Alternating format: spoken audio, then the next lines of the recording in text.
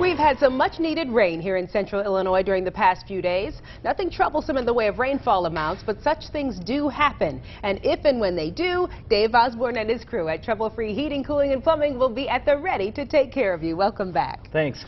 All right, we're talking sump pumps today. I'm going to say Sump Pump 101 because I know zero.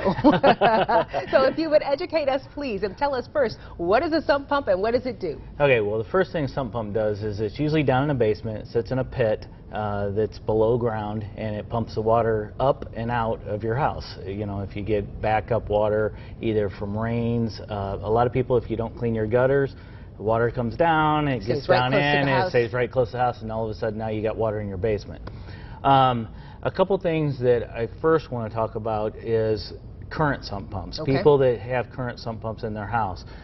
They'll have different type of float systems. A lot of them, they just kind of dangle and they go up and down like that.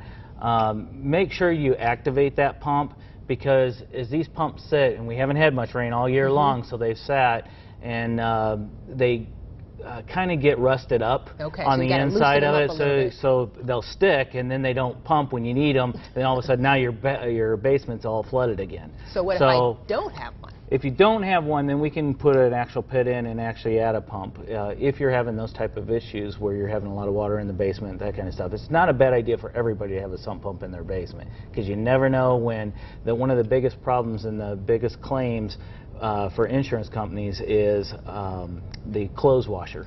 And those things, the lines break on them, and then that causes all kinds of problems. So if you have a sump pump will help you with that too? It helps you, because when it does happen, then that'll go down in the pit, and then you can pump it out without flooding the rest of the basement. Anything else we need to know in the way of maintenance? A couple things you need to look at. No, really maintenance, just make sure that it's working and everything, and activate it every so often so that it kind of causes that thing to move a little bit.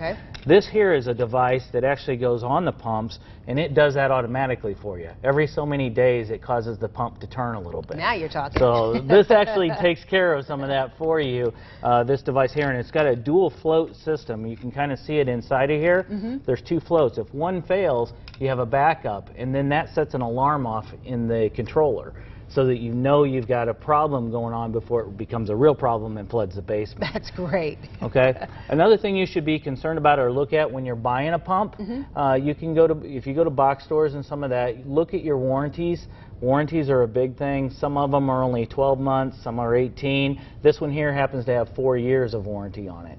And this is one of the new style of pumps, and it does about 60 gallons a minute of water, which is a lot of water. You're not going to get that much rain. Most of your other pumps, your box store pumps and stuff, do about 30 to 40 gallons. So we're talking significantly more on a commercial grade style pump than it is on the not residential, but the just box store style. Got it. Pumps. And about how long does it take to put one of these in?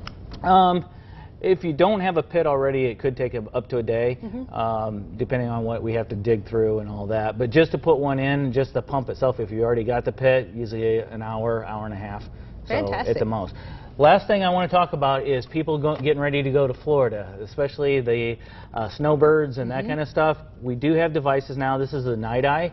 The Night Eye will send a message to your cell phone and let you know you have a problem while nobody's there at the home. That is great. And I love technology. Kind of important. You know what's going on in your home. There is a lot of monitoring that we can do now with furnaces, sump pumps, water heaters, all that kind of stuff. All right, we're going to give folks some information, let them know how they can get in touch with you and your crew at Trouble Free, and we will be right back, and I'll take a trip to the Children's Home Youth Farm. Don't go away.